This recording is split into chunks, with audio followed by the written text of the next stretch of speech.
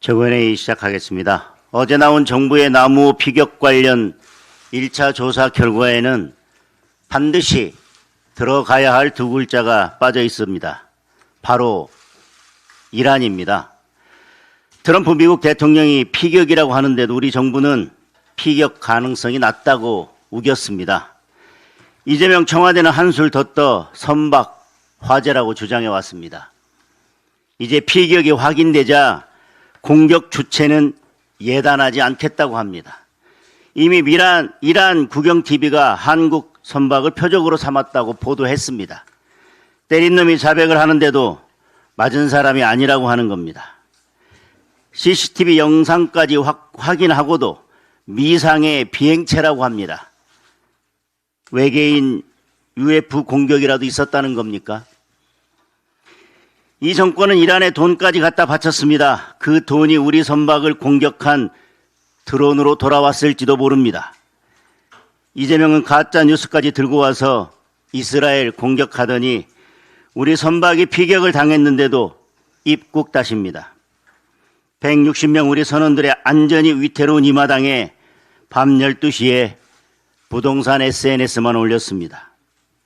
이재명은 우리 국민의 안전과 재산을 지킬 의지가 1도 없습니다. 국민들이 묻고 있습니다.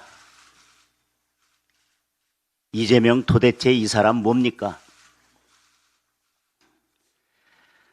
어제부터 다주택자 양도세 중과가 다시 시작됐습니다. 주말 사이에 서울 아파트 매물이 2,000건 넘게 증발했습니다.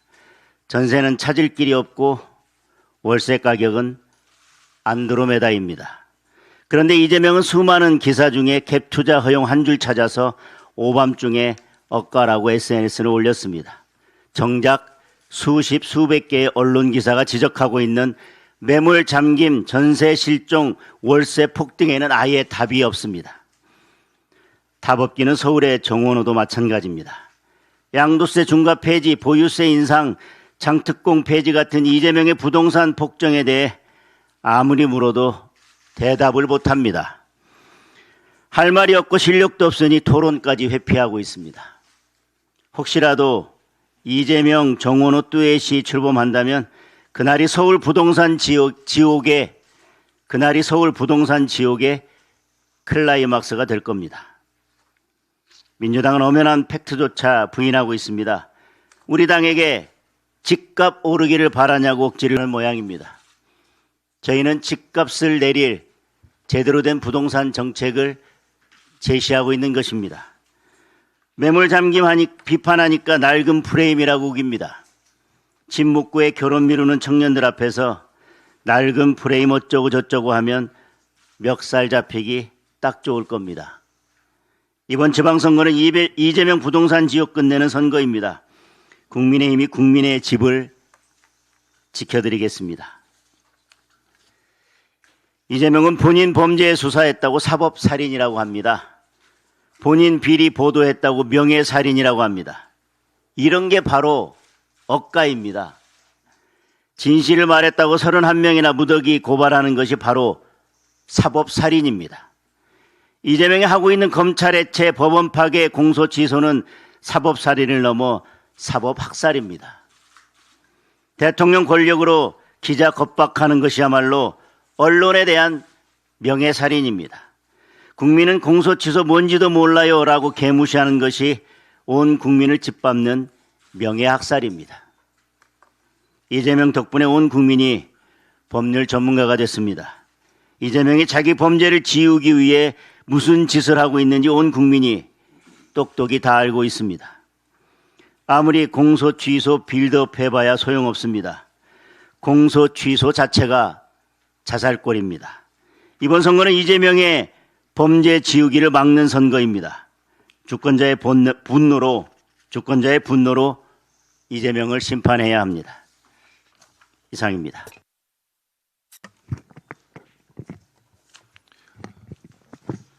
지난 5월 4일 호르무즈 해변에서 우리 선박 HMM 나무호가 피격되었습니다. 전쟁 당사국인 미국과 이란조차 공격 사실을 인정했는데 우리 정부는 피격 사실을 계속 부인했고 이재명 대통령도 강하게 부인을 했었습니다. 그러더니 사건 발생 일주일이 다 돼서야 이재명 정부는 피격 사실을 공식 확인했습니다. 그마저도 공격 주체조차 밝히지 않은 채 미상 비행체라는 모호한 표현으로 넘어갔습니다. 국민의 생명과 안전이 걸린 중대한 안보 사안에 대한 대응이라고 보기에는 너무 넉장 축소 대응입니다. 더욱 이해하기 어려운 것은 정부의 오락가락 대응입니다. 외교부는 초기부터 공격 가능성을 조사 중이라고 밝혔지만 위성락 안보실장은 피격이 확실치 않은 것 같다며 사실상 공격 가능성을 축소했습니다. 나무호 같은 대형 선박은 피격되었다고 곧바로 침몰하지는 않습니다. 침수나 전복이 없었다는 이유만으로 피격 가능성을 부정하는 것은 국민 안전보다 상황 축소에 급급한 무책임한 태도입니다. 지금 호르무즈 해변은 우리 선박 26척과 한국인 선원 120여 명이 위험에 노출되어 있습니다. 그럼에도 정부와 여당은 국민 보호보다 공소권 취소 특검을 통한 이재명 대통령 개인의 죄 지우기에만 몰두하고 있습니다. 결코 국민들이 용납할 수 없는 일입니다. 정부는 이번 피격 사건의 경위와 대응 과정을 국민께 투명하게 공개하고 우리 선박과 국민 보호를 위한 실질적인 안전 조치와 철수, 호송 대책 마련에 적극 나서야 할 것입니다.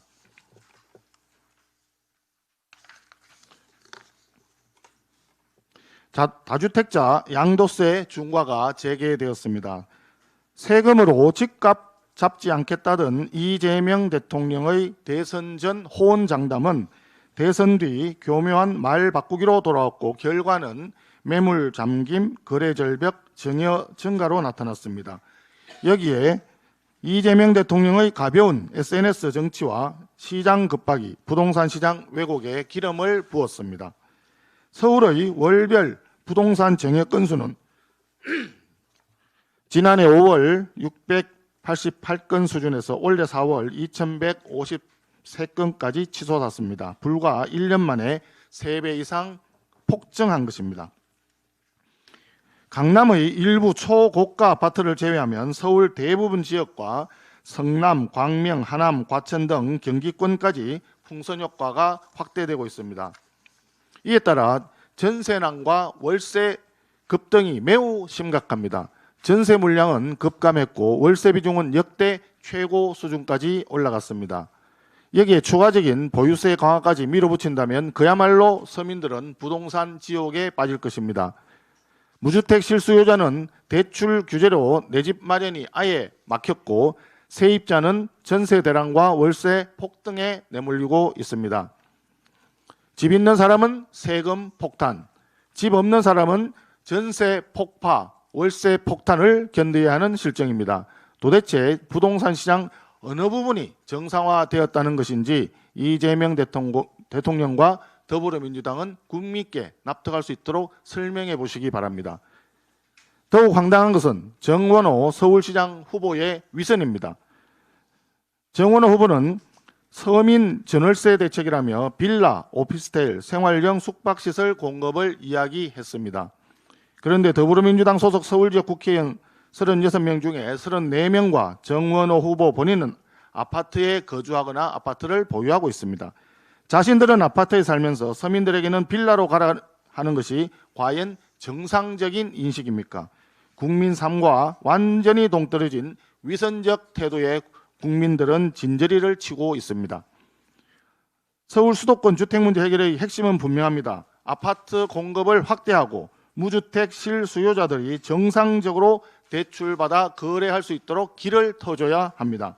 국민의힘은 오세훈 서울시장 후보와 함께 2031년까지 총 31만 호 주택 착공을 추진해 서울 수도권의 공급 확대를 반드시 이뤄내도록 하겠습니다. 이상입니다.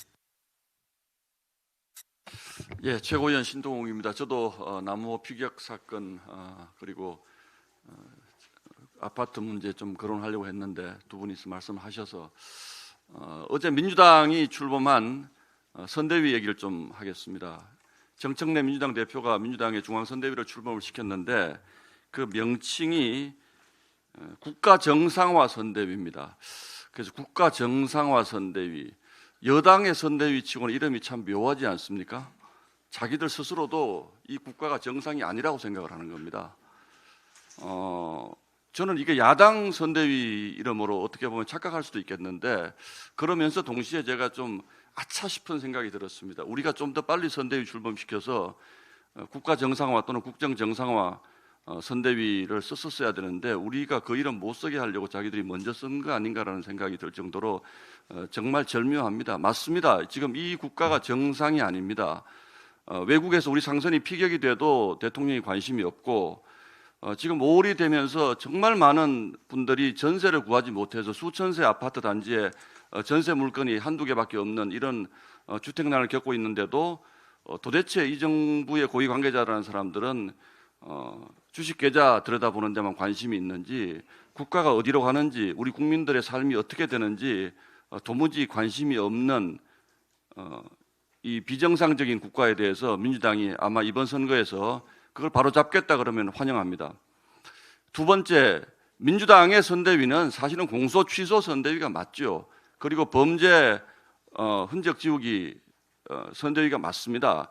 민주당과 이재명 정부가 하고자 하는 모든 방향은 이재명 대통령의 공소를 취소하고 그 재판을 없애고 법적 리스크를 없애는 이 방향으로 갈 것인데, 이번 선거에서 민주당이 아마 상당히 이겼다라고 생각하면 아마 선거 끝난 그 다음 날 바로 이재명 대통령 공소 취소 특검 출범시킬 거라고 저는 생각을 합니다. 지금 국민들 반발이 커지니까 특검법을 내놨다가 속도를 조절하겠다, 선거 이후로 하겠다라고 하는 것은 사실은 국민을 무시하는 것 아닙니까?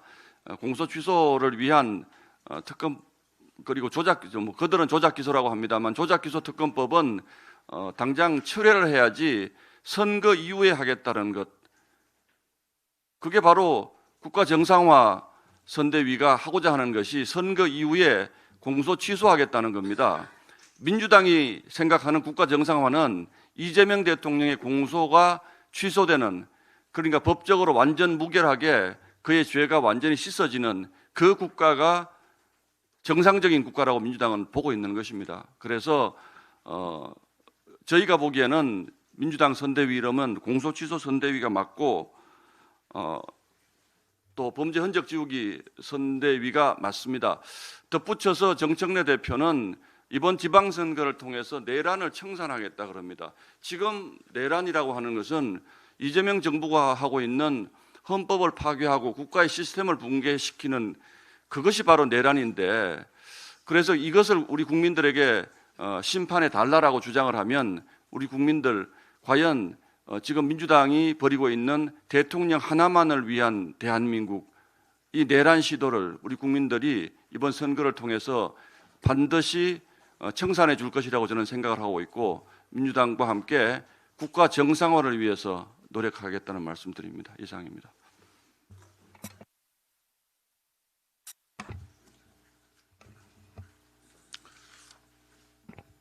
네, 최고위원 김민수입니다. 남호 피격 사건, 맞고도 맞았다고 말하지 못하는 이재명 정권의 대응 참 처참합니다. 또다시 미상 비행체입니까? 이재명 정권 국내에서는 큰 소리 팡팡, 국제 무대에서는 음매 기죽어입니다. 지금 이 순간 여전히 호르무즈 해역에는 25척의 우리 선박이 추가 위협 가능성에 노출되어 있습니다. 대한민국 국민을 공격하면 반드시 응분의 대가가 따른다는 것을 보여줘야 할 것입니다. 이를 어영부영 넘어간다면 안보의 실패일 뿐 아니라 주권 국가로서의 자격 상실입니다. 이재명 정권 남호 피격 사건의 진실, 국민들께 상세히 고하기 바라며 응분의 대가를 돌려주길 바랍니다. 다가오는 6.3 지방선거, 국민의힘을 선택하는 일이 대한민국 국민의 안전을 보호받는 일이 될 것입니다. 민주당 조승래 사무총장은 장동혁 대표님의 양도세 폭탄 우려에 대해 국민의힘은 집값이 천정부지로 치솟길 바라는 거냐라고 되물었습니다. 참 어이없습니다. 문재인 정권 당시 민주당식 세금 폭탄으로 집값이 폭등했던 기억 벌써 지우셨습니까? 양도세를 과도하게 올리면 집을 팔수록 세금 부담이 커집니다. 비싼 세금 내고 집을 파느니 기다리자 매물이 자취를 감춥니다. 수요는 그대로인데 공급이 줄면 결국 가격은 오른다. 이 단순한 경제 원리 어렵습니까? 문재인 정부 당시 다주택자, 중과세, 징벌적 세금, 대출 규제까지 쏟아냈던 결과 서울 아파트 평균 가격은 약 2배까지 상승했습니다. 정책 실패를 가리겠다고 통계 조작까지 서슴지 않았던 그때의 절망 벌써 다 잊으셨습니까? 민주당은 집값 안정을 외쳤지만 결과는 청년들의 내 집 마련에 대한 절망이었습니다. 내 집 마련의 꿈은 무너졌고 신혼부부는 결혼과 출산을 포기해야만 했습니다. 민주당 참 염치도 없습니다. 또다시 세금 폭탄 카드입니까? 조승래 총장에게 묻습니다. 대한민국 또다시 절망으로 몰아넣기를 바라십니까? 부동산 정책은 국민을 벌주는 정책이 아니라 국민 삶을 안정시키는 정책이어야 합니다. 6.3 지방선거 국민의힘을 선택하는 일이 국민 여러분의 삶의 터전과 안정적인 삶을 지키는 길이 될 것입니다. 이상입니다. 이재명 대통령은 금년 초 한국인 관련 범죄 행위와 관련해서 한국인 건들면 폐가망신시키겠다라는 발언을 한 적이 있습니다. 본인의 SNS에도 한국인 건들면 폐가망신, 빈말 같습니까? 대한민국은 한다면 합니다. 이런 글을 올리기도 했습니다. 지금 호르무즈 해협에서 나르호 피격 사건이 하나둘씩 밝혀지고 있습니다. 비행체, 외부 비행체 2기에서 이런 피격을 시켰다, 이런 보도까지는 나오고 정부에서 확인을 하고 있습니다. 문제는 그 외부 비행체의 실체를 아직까지 밝혀내지 못하고 있는 것입니다. 이런 외부 비행체의 실체, 존재를 밝혀내려면 아무래도 한미 간 외교 공조와 군사협력이 절실할 것입니다. 그런데 지금 그러한 데에 대한 한미 간의 공조가 과연 제대로 이루어지고 있는지에 대해서 우리 국민이 불안해할 수밖에 없는 상황이라고 보여집니다. 대통령이 우리 국민을 건들면 폐가망신시키겠다, 대한민국은 한다면 합니다, 이런 발언을 한 지 우리 귀에 쟁쟁한데 지금 대통령이 보여주고 있는 태도는 그저 묵묵부답입니다. 말하자면 구들목 장군 방구석 여포와 같은 그런 행태를 보이고 있다라고 생각이 듭니다. 지금 우리 국민들은 의아해하고 있습니다. 이 외부 비행체의 실체가 무엇입니까? 이 점에 대해서 제대로 밝히지 않으면 앞으로도 유사 사례가 반복될 것이고 호르무즈 해협에 갇혀 있는 우리 상선, 유조선이 26척이라고 합니다. 이 우리나라의 선박, 또 우리나라의 국민, 그리고 재산이 위협받고 있는 것입니다. 대통령의 확실한 의지 표명과 이 나무호 사건에 대한 전체적인 실체 확인을 절실히 요구합니다. 청년 최고위원 우재준입니다. 이재명 정부의 외교 안보 무능으로 인해 우리나라에 적신호가 켜지는 사건이 연이어 발생하고 있습니다. 이재명 대통령은 4월 10일 SNS에 이스라엘군 관련 가짜 뉴스를 공유하며 우방국인 이스라엘을 뜬금없이 비방하는 외교 실책을 일으키더니 4월 28일 국무회의에서는 주한미군을 외국인이라 부르며 왜 외국 군대에 의존하느냐는 발언으로 동맹의 근간까지 흔들었습니다. 정동영 통일부 장관은 미국이 관리하던 북한 핵시설 관련 정보 가운데 우라늄 시설 소재지를 공개적으로 언급해 미국으로부터 받아오던 100쪽 분량의 정보 공유 제한이라는 결과까지 초래했고, 주한미군 부사령관이 한 달간 자리를 비우는 등 전력 및 지휘 공백마저 드러난 상황입니다. 지난 4일 호르무즈 해협에서 발생한 나무호의 피격 사건을 두고 이재명 정부는 그간 선박 화재라며 사건을 축소해왔습니다. 나무호에 탑승하고 있던 선원은 선체 전체를 흔드는 강력한 외부 충격을 감지했고 큰 폭발음이 있었다고 증언했고 사건 당일 해수부 역시 피격 추정이라는 보고까지 올렸습니다. 그럼에도 정부는 일제히 화재라고 표현을 바꾸어 진상을 축소했고 심지어 추가 정보를 검토해보니 피격이 확실하지 않다며 국가안전보장회의 NSC 실무회의 개최조차 열지 않았습니다. 그러나 결과는 어떻습니까? 이미 지난 5일 트럼프 대통령은 SNS를 통해 이란이 한국 화물선을 발포했다고 밝혔고 하루 뒤인 6일 이란 국영매체 프레스TV 역시 최근 해상 규정을 위반한 한국 선박을 표적으로 삼았다는 취지를 보도했습니다. 명백한 정황이 이어졌음에도 우리 정부는 사실상 사건을 축소, 은폐하며 가해 세력을 눈치만 본 셈입니다. 반면 비슷한 시기 프랑스는 자국 컨테이너선이 피격되자 지중해에 배치되었던 핵항모 샤를 드골함을 홍해로 급파해 긴급 대응에 나섰습니다. 너무나도 다른 대응입니다. 저는 천안함이 피격됐던 2010년 당시에 군 생활을 하고 있었습니다. 그렇기 때문에 당시 진보 진영이라고 하는 사람들이 어떻게 말을 했는지 정확히 기억합니다. 모든 정황, 증거들이 북한의 소행이라는 것을 명백히 가리키고 있었음에도 불구하고 끝끝내 그 사실을 부인하려고 우리 군인들을 비방하고 모함했던 그 사실들이, 그 아픔들이 명확하게 기억하고 있습니다. 이번 사태는 너무나도 닮아 있습니다. 이재명 대통령은 북한만 관련되면 비상식적으로 저자세를 보이는 행보에서 이미 이러한 일을 예견했습니다. 이란과 북한이 핵 보유에 대한 야망과 반미 노선을 토대로 가까운 관계를 유지하고 있다는 것은 모르는 사람이 없을 것입니다. 국민께서는 이재명 대통령이 북한 무인기 침투 논란 당시 사실관계 확인도 전에 다급히 중대범죄라며 우리 민간에 책임을 돌리던 굴종적 모습을 기억하고 계십니다. 그 기억이 채 가시기도 전에 우리 국민이 피격당한 상황에서도 가해 세력의 눈치를 보는 모습까지 보게 되었습니다. 앞으로 국가가 굳건히 국민을 지킬 수 있으리라는 믿음을 어디서 얻을 수 있겠습니까? 지난 3월 27일 서해수호의 날 북한의 사과를 요구하는 천안함 유족들 앞에서 하란다로 사과하겠냐고 대답했던 이재명 대통령께 묻겠습니다.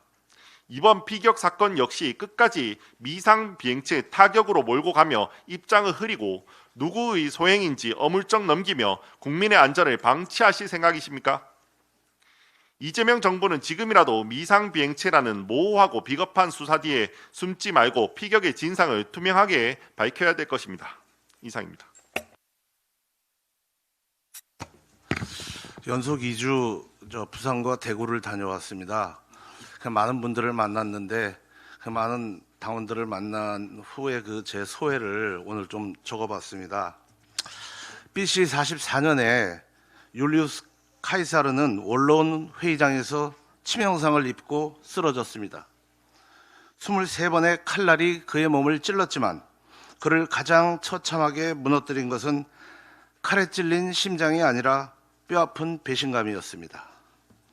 카이사르가 양아들처럼 아끼며 정치적 동반자로 신뢰했던 마르쿠스 브루투스가 단검을 치겨들었을 때 카이사르는 브루투스 너마저 라고 탄식하며 숨을 거두었습니다.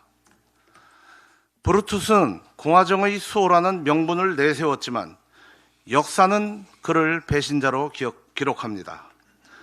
그가 휘두른 칼날은 독재를 끝낸 것이 아니라 로마를 기나긴 내전과 혼란의 소용돌이로 밀어 넣었기 때문입니다. 오늘날 대한민국은 로마가 겪었던 혼란보다 더 기괴하고 음산한 풍경을 마주하고 있습니다. 지금의 대한민국은 법이 피의자를 심판하는 것이 아니라 피의자가 법을 심판하는 나라가 되었습니다. 이 나라에는 법 위의 사람이 실존하며 권력이라는 방패 뒤에 숨은 범죄 혐의자들이 사법 체계를 농락하고 있습니다. 총칼을 들지 않았을 뿐 입법권과 절차를 교묘히 악용하여 입법 독재가 민주주의의 근간을 붕괴시키고 있습니다. 검찰과 경찰, 법원, 심지어 언론까지도 그들의 발 아래 두려는 이 거대한 독재 시스템은 세계사에 유례없는 범죄 집단에 의한 국가 찬탈의 서사로 기록될 위기에 처해 있습니다. 입법, 사법, 행정의 모든 국가 권력을 완전히 장악한 그들의 최종 목표는 자신의 범죄 혐의를 무효로 만드는 공소 취소 특검과 이재명 대통령 연임을 목표로 하는 헌법 개정입니다. 그렇다면 이 비극적인 극본이 완성되도록 마지막 방아쇠를 당긴 사람은 누구일까요? 정의로운 척, 말장난의 논리를 앞세워 보수의 성벽을 안에서부터 무너뜨린 존재. 우리는 그의 어리석음과 오만함에서 비롯된 현재의 국가 위기를 너무 쉽게 망각하고 있는 것은 아닌지 걱정입니다. 카이사르가 브루투스를 믿었던 것처럼 우리 보수 진영은 한때 그에게 상당한 신뢰와 기대를 보냈었습니다. 하지만 그가 선택한 길은 국가의 앞날에 대한 고뇌가 아니라 자기 권력욕이었고 그 결과는 보수의 몰락과 함께 정권을 갖다 바쳤습니다. 아무리 뭐라고 얘기해도 배신자는 배신자일 뿐입니다. 브루투스의 칼날이 로마의 평화를 앗아갔듯이 우리 내부에서 당겨진 방아쇠는 대한민국의 법치를 붕괴시켰습니다. 그는 보수를 지키기 위해 싸운 것이 아니라 보수의 무너진 잔해를 딛고 자신의 성을 쌓으려 했습니다. 역사는 결코 용서하지 않습니다. 역사의 심판대는 공소시효가 없습니다. 진영의 온기를 짓밟고 적진의 성문을 열어준 그 선택의 대가를 역사가 어떻게 기록할지 우리는 두 눈 부릅뜨고 지켜보아야 합니다. 자유의 가치를 잊은 민족에게 미래가 없듯 배신의 상처를 너무 쉽게 망각하는 진영에게는 재기의 기회조차 주어지지 않을지 모릅니다. 이제 침묵을 깨고 누가 이 나라를 범죄의 소굴로 몰아넣었는지, 누가 그 길을 닦아주었는지 엄중히 판단해야 할 시간입니다. 그 이기적이고 냉혹한 배신의 끝에서 우리는 뜨겁게 다시 시작해야 합니다. 이상입니다. 급기야 이재명 대통령이 본인에 대한 재판을 두고 조작 기소, 사법 살인이라는 극단적 표현까지 동원하고 있습니다. 대통령이 본인에 대한 재판과 수사를 정치적 프레임으로 몰아가며 검찰 수사와 사법 절차 자체를 부정하는 듯한 발언을 이어가는 모습에 지금 국민적 우려가 극에 달하고 있습니다. 지금 이재명 정권과 민주당이 밀어붙이는 공소취소특검법의 실체는 단 하나로 기결됩니다. 바로 이재명 대통령을 위한 맞춤형 면죄부라는 점입니다. 이에 국민의힘은 민주당에 공식 제안합니다. 양당 원내대표, 정책위원장, 원내수석부대표가 참여하는 공소취소특검법 3대3 공개 토론을 즉각 개최합시다. 이 법이 이재명 면죄부법인지 아닌지 국민 앞에 있는 그대로 공개 검증하자는 겁니다. 민주당이 이 법이 이재명 면죄부법이 아니라고 주장하고 싶다면 토론을 피할 이유가 없을 것입니다. 떳떳하다면 국민 앞에 당당히 나오십시오. 민주당의 적극적인 응답을 기다리겠습니다. 부동산 문제에 대해서 한 말씀 드리겠습니다. 많은 전문가들은 이재명 정권 1년 부동산 정책 결과를 수도권은 세금 폭탄과 전월세 대란, 지방은 미분양 대란으로 평가하고 있습니다. 한마디로 총체적 실패입니다.